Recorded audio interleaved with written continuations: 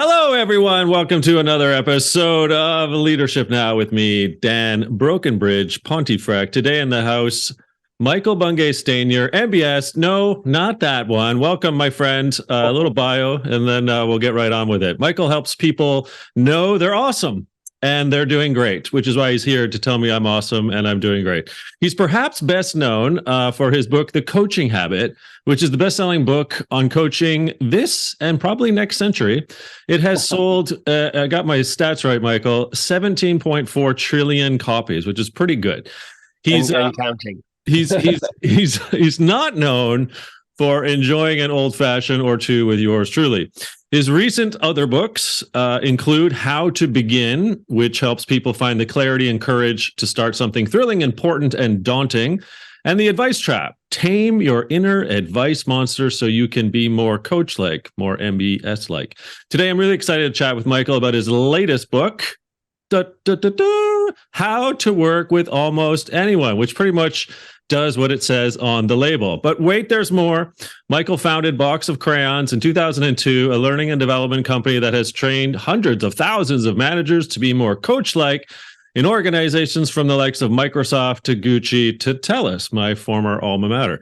He left Australia about 30 years ago to be a Rhodes Scholar at Oxford University, where, as he claims, his only significant achievement was falling in love with a Canadian, which is why he now lives in Toronto. And bonus, it's the only reason he's on this show today, if I'm being honest. Michael, welcome to the show again, my first repeat customer. Thanks, Dan. I appreciate our friendship. It means that I can exploit you when I have a new book and I can come begging and I'm like, Dan, please, nobody else wants to talk to me. Will you talk to me? And you're like, okay, I'll talk to you. But thanks. It's you and I are simpatico in terms of what we think about and how we see the world and kind of the stuff that we wrestle with, including wrestling with trying to write books. And so it's nice to be chatting with a kindred spirit. Well, my kindred extends solely to Marcella because I'm empathetic for having her to put up with you. So this is really for her. So I'm just like, trying to keep that marriage going with you. Yeah, she's grateful. Actually, it's our 28th wedding anniversary today. Today on this recording? What are you doing with me, kind sir? Good gosh. Well, I knew we were cut somewhat from the same cloth, although I am wearing my most favorite MBS shirt today because in a month's time, I too celebrate my 28th anniversary. How about that? Huzzah. Well done. Isn't that bizarre? Aren't we lucky? Aren't we? Lucky in, or luck out, whatever you want to call it. We married up and they put up with our book writing. Okay, now in this wonderful How to Work with Almost Anyone book, so I've been privileged to be in it with you sort of in two versions. One was when I'd say you were fledgling, and it was, pieces of going in the right direction. And you kind of put the brakes on and said, based on feedback and perhaps your own experience of writing books, you sort of decided to go in not a different direction, but I would say the end result is a much better direction. So can we start there? Like what you did to almost work with anyone, I guess, to almost work with anyone for a better book? That's cool. Yeah, I haven't really done this before, but I thought I would lean on more collective wisdom this time. So I put what I thought was better than a first draft out. I'd done a bunch of work. I'd run it past Marcella and some of my key early readers. And they're like, yeah, this is pretty good. And so I put it out to a broader range of people who I would value feedback from. And the feedback was a resounding sense of underwhelm. There were like people going, I like bits of it. But there was nobody going, this has got a real clarity to it and a real sense of purpose to it. And, Dan, you and I both know that, the first draft is always crap and the third draft is probably fairly crap as well. It doesn't make it any easier when you share your third or first draft and everybody goes, it's a bit crap, isn't it? You're like, But, I've done enough of this now that I know that the rewriting is just part of the process. And you wander through the swamp of despair and the slough of despond and the valley of desperation to get to the hillside of an okay book. And I've got a couple of design beliefs that are behind this. One is I'm always trying to write the shortest book I can that's the most useful. So I'm always like trying to go, how do I strip out anything that's excessive to it? And secondly, I'm trying to create a clear arc, a clear journey.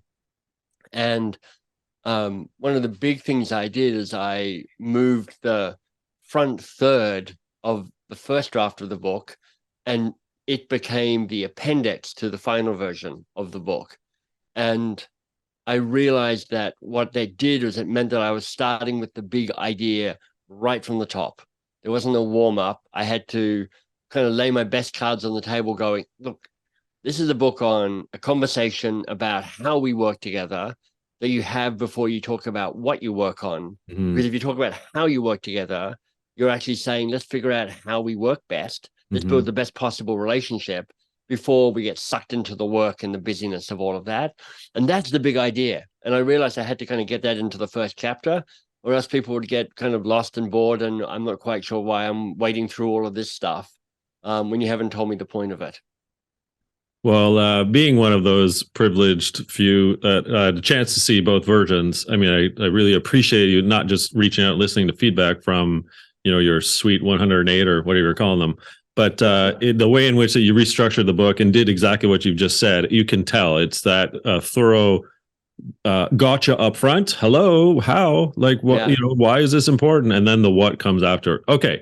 So you write really up front, which wasn't in the first version, but in the final, every relationship becomes suboptimal at some point, whether it's good one that goes off the rails or one that was poor from the start. So the question I had for you, Michael, why? And not just why, but why do you believe that every relationship becomes suboptimal? I mean, I'm kind of freaking out right now because I'm thinking, well, we're bound to be suboptimal. You and I. I'm kind of freaking out right now. Yeah. So what's going on here? I mean, I feel like we're in a bit of a low spot right at this Yeah. very moment now that you mention it. Yeah. Look, I think it's my lived experience. I have yet to have a flawless relationship where nothing got slightly wrong or slightly misunderstood somewhere along the line. And secondly, I just think it's reality. People are complicated, messy, confusing. You are complicated, messy, and confusing. We have all of these biases. We have all of these kind of ways that we're nudged one way or another. We have a greater or lesser amount of emotional intelligence that's kind of understanding about who we are. But even if we're fully blessed with emotional intelligence, we still have our blind spots. They're just it's miraculous, quite frankly, we get along at all. So I think it's impossible to imagine a relationship where one where you're really working with somebody where some misunderstanding doesn't happen, some disappointment, some expectation isn't met, some unspoken thing is not lived up to.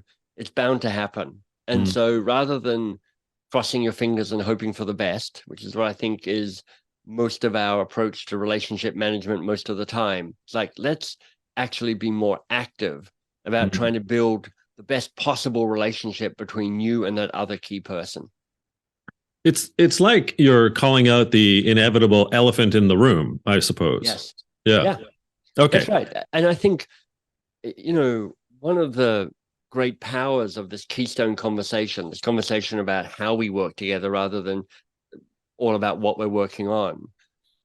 It's like the unexpected benefit of this is that it gives you permission to keep talking about the health of the relationship. You're allowed to keep checking in and going, hey, how are we doing? How's this working for you? How's this working for me? How's this working for us?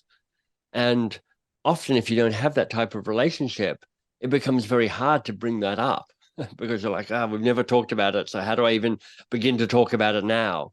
Well, if you've done an initial conversation, or even if you've been brave enough with a working relationship you have right now, and you're like, let's stop for a moment and let me just check in with you. How are we doing? Is there anything we could do to make this better?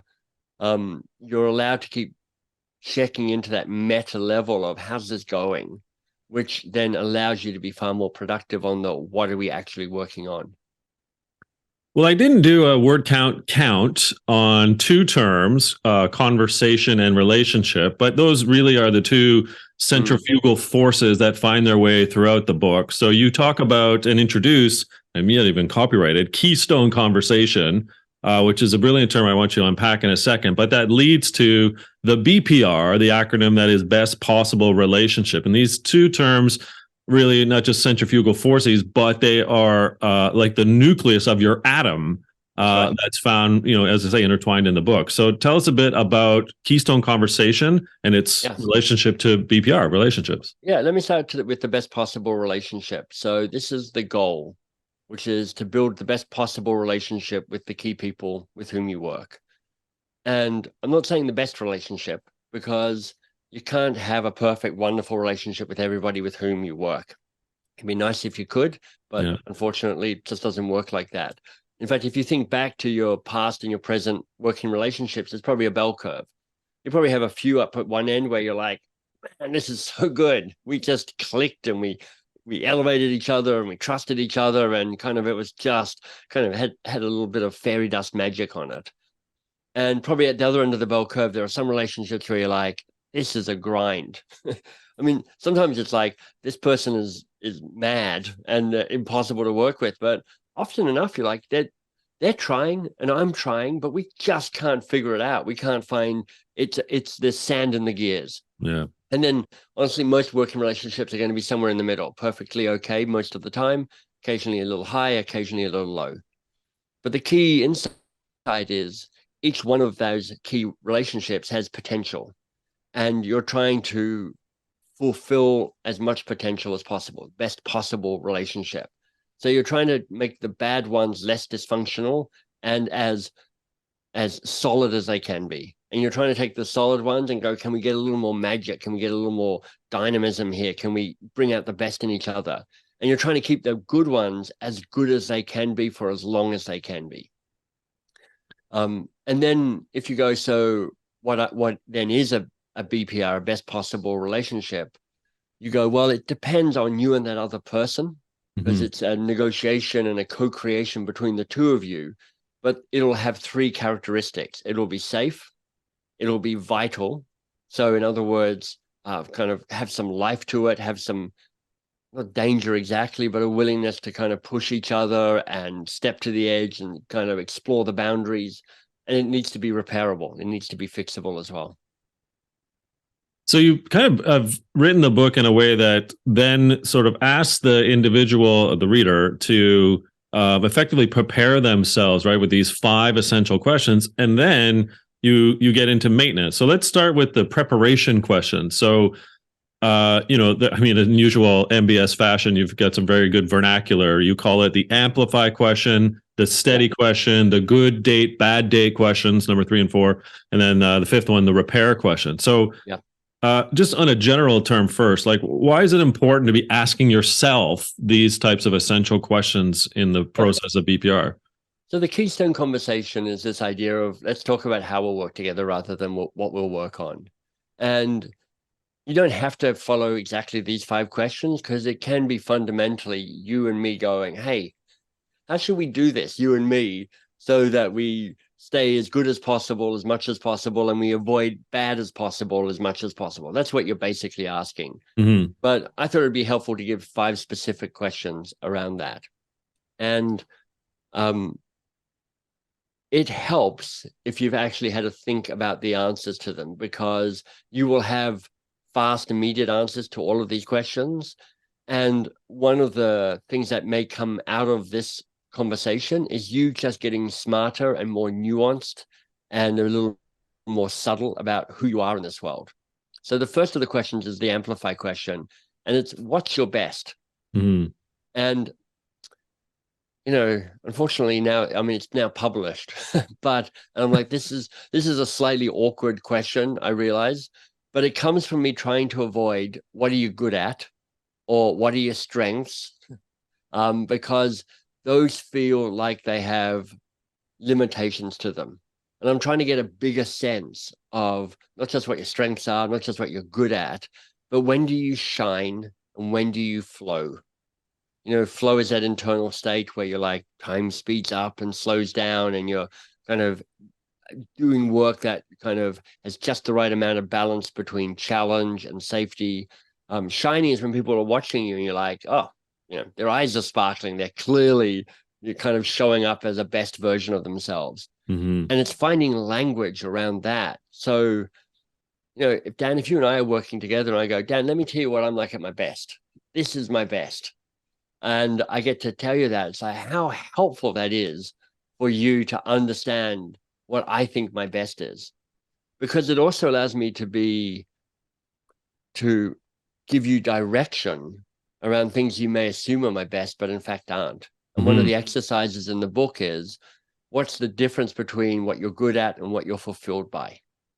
Now, there will be tasks for sure that you are both good at and fulfilled by. I mean, maybe for you, it's like being a podcast host. You're good at it. You do a great job. You do great preparation. You ask great questions. You're charismatic, all of that good stuff.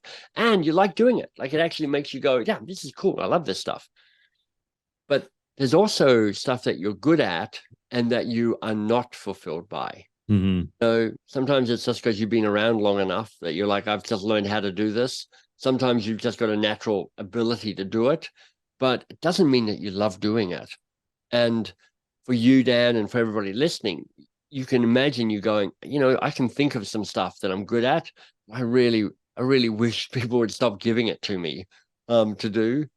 But you also know that you fall into that trap with other people. You make the assumption that if they're good at it, they probably want to do it. They probably like doing it. You should probably delegate it to them. And that may not be the case. You make mention as well then in sort of questions 3 and 4, the good date question and the bad date question, you kind of saying what's successful and what's frustrating. And the key word here is from past relationships. So I think I'm right, Michael, you're asking people to introspectively look from within, from their past, to say, well, basically what was working, what's not, so I can take that moving forward in future relationships. Yeah, your patterns from your past will repeat again in the future. I mean, whilst it is true that all those past relationships were with a unique individual, distinct individual, and a distinct context, and that may change some of the surface details, some of the fundamental patterns will absolutely repeat. So I think it's a really helpful conversation to say to the other person, let me tell you what was done and not done and said and not said when I was in a really great working relationship. And often I think it's useful, if you're talking about the best of it, a kind of a good working relationship, to talk about what the other person did, but also to talk about what you did, how you contributed to that. And then you can just flip the question and go, now talk about a frustrating working relationship, one that kind of, drove you a little nuts. What was done and not done, what was said and not said. And often, quite frankly, Dan, what was not done and not said in those frustrating relationships are the kind of is the interesting reveal. And the temptation when you're talking about frustrating past relationships is to point the finger at that other person and go, let me tell you what a nightmare they were. They were psychopath, they were deranged, they were mad, they were out of their depth, whatever it is. I'm sure some of that is true. But what's really interesting is to share what was your role in the dysfunctional relationships of the past, because that's a really helpful conversation to have with other people, which is like, here's how I can get in the way of working relationships working. Here's how I react under stress. Here's how I shrink. Here's how I collude. Here's how I sabotage. And we've all got some of that. So this is a conversation to say, let me tell you about that, just so you know what we can avoid and what we can double down on as you and I work together. Coming at it from a perspective of how you and I met, if you recall, because you accosted me 10 years ago. And I was trying to think through, why has our relationship flourished, shined even? And then I was juxtaposing why some of my other relationships have faltered. So it was this section, right, when I was looking particularly at sort of the bad dates and looking at myself and saying, well, Dan, it's not just Brian or Nancy's fault. It's actually you. Although there was reciprocity with Michael, in our relationship over a decade, there has not been reciprocity, and including me. So I was like, well, I actually said, screw you, Michael, for making me feel like a horse's ass on my relationships with Brian and Nancy. But it did sort of reveal something about me. So I wanted to thank you and just. Well, my pleasure. I mean, you and I, we have a friendship that goes back 10 years and longer, I think, actually. And we've had moments where, you've had me on your podcast and I've had you on my podcast, and there's been that kind of reciprocity. You, for instance, are contributing to the audio version of How to Work with Almost Anyone. And that's kind of nice for both of us, I hope. Like, you get to have a bit of profile and I get your voice in the audio book. So there's that nice give and take. But I'd be really interested if, like, you and I, in the past, you and I have said, why don't we put on a conference together? That would be fun. And then COVID and all sorts of other things. But, that may still be something that you and I think about doing. And if we did that, the temptation would be for you and me to go, you and I have spoken on stages in lots of places. What's your favorite conference? What should we do? Who should we invite? Who should we organize? How should we organize the cocktails the night before? And you just get excited about what would we call it? Where would we have it? Is it on Victoria, where you are? Is it in Toronto, where I am? We'd be all into it. But actually, it'd be really great where if we step back and went, Dan, you and I know each other, but let's not take each other for granted. When you've co-created something and collaborated with somebody before, and it's been a great success, what happened? What did you do? What did they do? What didn't get done and didn't get said that all made it work? And when you've tried to collaborate and build something with somebody else and it's been a struggle, what happened then? What did they do? What did they not do?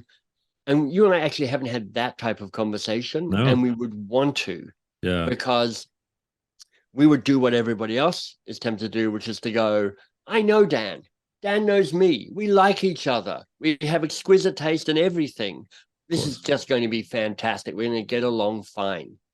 And somewhere down the line, we're going to something will go wrong. Like, for instance, you and I are both kind of big picture, hand waving, visionary, don't bother me with any of the details sort of people. And at some point, you mean it'll become suboptimal? That's what will happen. At some stage, it'll become suboptimal because we're both waving our arms around, going, "But why aren't you doing anything, Dan?" And Dan's like, "Why aren't you doing anything, Michael?" I'm like, "I'm a vision guy. I don't bother with." I'm a vision guy, Michael. I know, exactly. But we would uncover that potentially and get in a more nuanced and useful way in a conversation. And it's that slowing down the rush and the excitement of starting something new to say, Dan, let's get this right, because I want to do a conference with you, but I'd really like to be a friend of you in 10 years' time, hanging out, catching up, shooting the breeze, having an old fashioned, whatever it might be. And we might screw it up if we don't care and focus on the relationship and manage that actively and get seduced by just the what of the work. Well, speaking about being seduced, segues of segues, those 5 essential questions of introspective, retrospective, analysis of oneself, then segues nicely to another part in the book, which I'm even more smitten with, which are the 6 principles of maintenance. So now you and I are in maintenance mode, let's say, right, of a relationship. So the 6 essential, principles of maintenance are: stay curious, stay vulnerable, stay kind, adjust always, repair often, and reset as needed. So before I ask a couple of specific questions about 2 of those, what's the general gist then of the 6 principles of maintenance? Yeah. So the first 3, stay curious, stay vulnerable, and stay kind, are kind of a being kind of principles. It's like, stay open-hearted, stay open-minded, stay open-headed, stay open-handed. You're like, stay open to the relationship. Under stress, we tend to close down. And maintenance is easier if you've got an open heart towards the other person. You kind of assume the best, you give them the benefit of the doubt, you assume positive intent. So there's just a way of showing up. I mean, I love the saying, trust in God, but tie up your camels. So I'm not saying be naive about this or self-sacrificing or, victimy about it. But I do think that if you can say, look, we're working at this relationship. Why don't I assume the best rather than default to the worst? That's a really powerful mindset of framing. But then the 3 that follow, which is adjust always, repair often, and reset as needed, are more kind of tactical, practical ways of going, how do you keep adjusting the picture? So you can see that adjust always is like, you keep fine tuning, you keep checking in. Like I've just, before our call, I just had my end of week wrap up with Ainsley, somebody on my team. And I was like, how's it going? And big picture, how do you think this is going between us? Because she's just stepped into a new, more senior role. So I'm like, I'm just checking in. How's that feeling? And, and I finished the conversation by going, what needs to be said that hasn't been said yet in this check-in call? And there's just a lot of kind of like, I'm just reading it, I'm triangulating, and I'm making sure that we're close to as best possible relationship as possible. Mm-hmm. Repairing often. Actually, that question, what needs to be said that hasn't yet been said, I find is a really wonderful question to help me with the repair of things. Because as the person who often has the weight of status and seniority in company, because, I'm old, I'm a white dude, and I've started a company, so I'm talking to people who work for me. It's hard for them to speak to the stuff that is going slightly wrong. So I'm giving all this permission to open space for them to mention the hard thing or the awkward thing or the slightly hurtful thing. There's a real permission to let's nip that in the bud. So the repair is small, the tear is small, and we can kind of preemptively do that. And then reset is this moment where you go, man, this was a mess. This was hard. We've just gone through something that feels really disruptive to our working relationship. Are we looking to end it and end it with a degree of grace and style and generosity?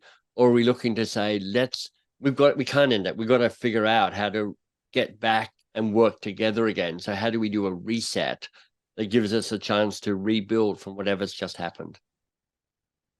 And I think what you're doing, you do this very specifically, I would imagine, because you're a pretty good writer, I would say. And that is, you set it up in the book that, look, relationships will become suboptimal. So you're preparing the reader and us and me that, hey, like, get over it. The elephant in the room is that.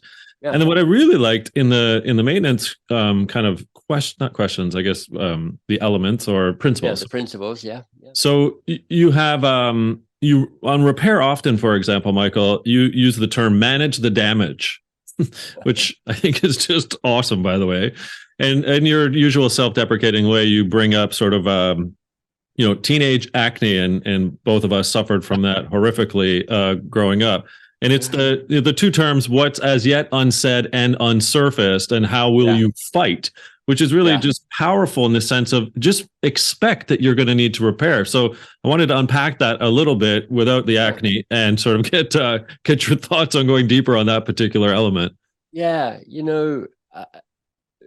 I'm not a psychologist, and I don't even play one on podcasts. But as part of the research into this book, I read a lot of the people who are at the heart of writing and teaching about relationships. So, a Esther Perel or a Dan Siegel or a Terry Real or John Gottman or Gary 5 Love Languages dude. There's a bunch of people who write about how relationships work, and some of them are brilliant. I mean, Esther Perel's podcast, How's Work? It's fantastic. It's her interviewing two people who are trying to figure out a working relationship.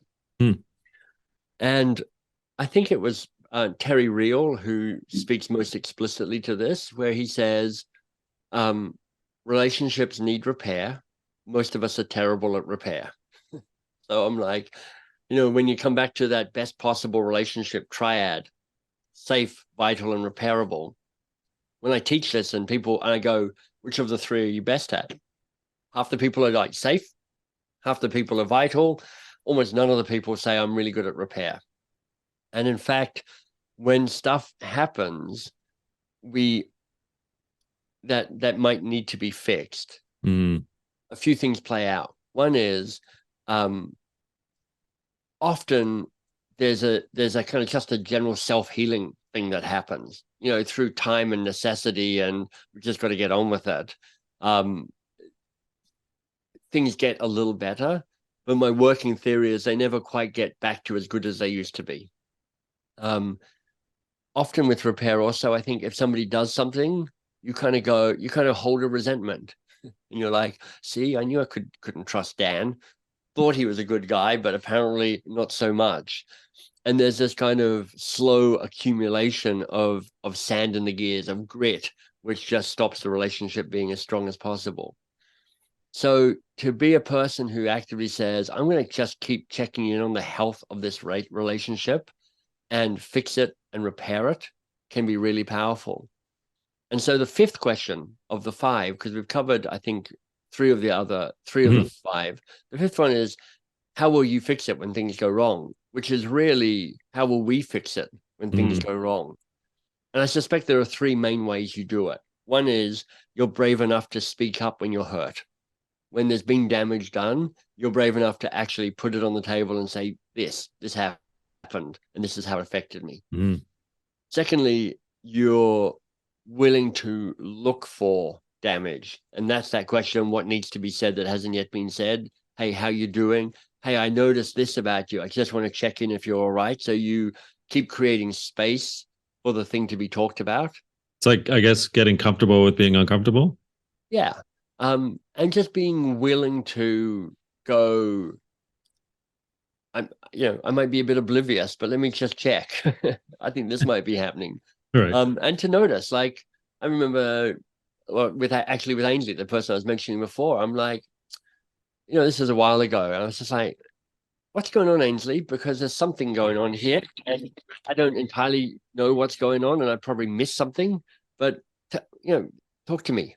And she's like, yeah, that thing. And then that other thing. And then when you did that, the third thing, well, here's the thing. And I was like, oh, yeah. Oh, Yeah, I hadn't even thought of that, but I can see that. yeah. And then I think the third element in terms of helping repair is just being good at apologizing. Saying, yeah, I get that. I apologize. That was my mistake. People aren't that great at apologizing. If you can become really good at knowing how to apologize with sincerity and with heart, that is a really powerful gift to the relationship. You bring up Ainsley, and so you also make mention toward the end of the book that you bring up the boss question. And so you're Ainsley's boss. And you say that, the Keystone Conversation, BPR, it can sort of work. That's your words. That some bosses will be delighted that you like to design a BPR together. Many will be slightly wary and confused because no one will have done this with them before. Yeah. And so I was kind of thinking this through. This podcast is called Leadership Now, and that means that basically everyone has a leader above them. So how would you help the reader then say, look, these are the things that you should be thinking about in the boss relationship, not that you're the boss looking down like you were in the conversation with Ainsley, but you're Ainsley looking up. Yeah. And to expand it even further, I think you can take this method to any key working relationship. So this is people you might manage, might be your boss, it might be somebody you need to collaborate with, so a peer perhaps, or somebody who's on a parallel level to you, but you need to figure out how to move, your part of the world and their part of the world and how to get that together. Yeah. It could be a key client, it could be a key customer, it could be a key vendor. There's all sorts of relationships where you're like, I want this to be more than transaction. I want this to have a depth and longevity and a robustness and a resilience that's worth investing in. So if you're looking up going, how do I do this with this boss? So much depends on you and depends on them and depends on the culture and the structure of how things work. There's a saying I've written about in other places, every choice you make has prizes and punishments.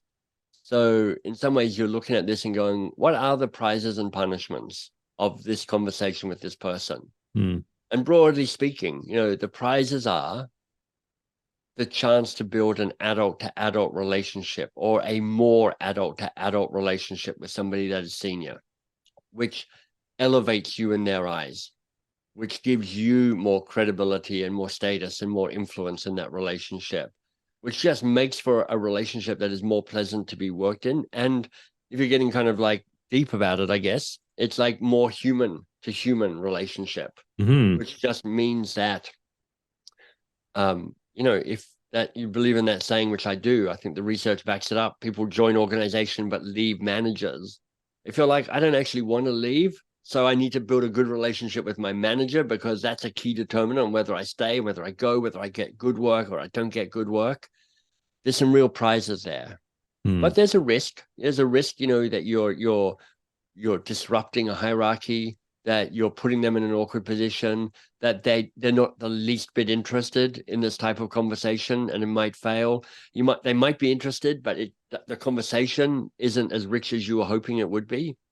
All of those are at risk, and you're weighing them up. Dan, my working assumption is we too often assume that our boss is not interested in this conversation. And whereas I would not in any way say that all bosses are interested in this conversation, I reckon it'd be worth giving this a shot. Mm-hmm. Like, even if you said to your boss, look, I'm just curious, when you've had somebody like me in this role in your team before, and it's gone really, really well, what did they do? What made you happy? And when you had somebody like me in this role in your team before, and it was frustrating for you, what happened? What did they do? What did you do? How did that play out? Because I'd like this to be good for you. Yeah, right. And for me. But I don't know. I can take some guesses, but I'm just making assumptions about what you do and you don't like. If you can tell me what you do and you don't like, I've got a far better chance of actually hitting that. And who doesn't want that? I was like, if you tell me, there's a chance I can be less annoying. I'm like, okay, when you put it like that, I should tell you what annoys me. Yeah. Oh, it's good, man. Okay. Listen, we could talk all day as usual, but listeners have already peeled off, I'm sure, because they're listening so well and they're like off to buy the book. I'm going to use some of your language for my final question to you, and then we'll find out more where to find out more about you. All right. What was most useful, Michael, in today's conversation with me about your book, How to Work with Almost Anyone? And actually, sidebar, why would I ask that question? Yeah. Well, that's a wonderful question from the Coaching Habit book, The Learning Question, and a question that I champion being a nice way of wrapping up a conversation, helping articulating and embedding learning around it. But I mean, what was most useful for me was not the content, because I already know the content. It'd be interesting to ask the listeners, what was most useful or most valuable for them, because you made me cover a bunch of stuff really quickly, which was really helpful. And I'm hoping the listeners are listening and going, this was what was most useful or valuable. Best possible relationship, stay vital or repairable, the 5 questions, the power of repairability, the courage to be the person who goes first to make the relationship actually be as good as possible. Those are all things people can take away from this. For me, what was most valuable about this is a conversation with a friend and a chance to kind of reconnect and say hello to you. So that's what I'm taking away from this. Right back at you. Well, as always, I'm in your army of mbs.works. Where can we find out more about you and this wonderful book, my friend? So for the book, and with all the assorted kind of bonuses and stuff that people can get, bestpossiblerelationship.com.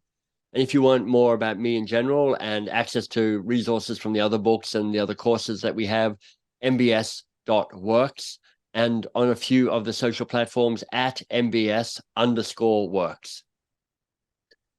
You're a genuine human being. I've loved you for so many years. Keeping you, we need, I would say we need more MBSs, but there's only one, there's 2, but there's only one real good MBS, and that's you. And my friend, just a tip of the hat, a clink of the old fashioned. You've got another bestseller on your hands. Well done, sir. Thank you, Dan. All right, another episode of Leadership Now with me, Dan Pontefract, in the house, the one, the only MBS, How to Work with Almost Anyone, including me. A soon-to-be bestseller. Look for it on bookshelves in your independent bookstores. June 29th?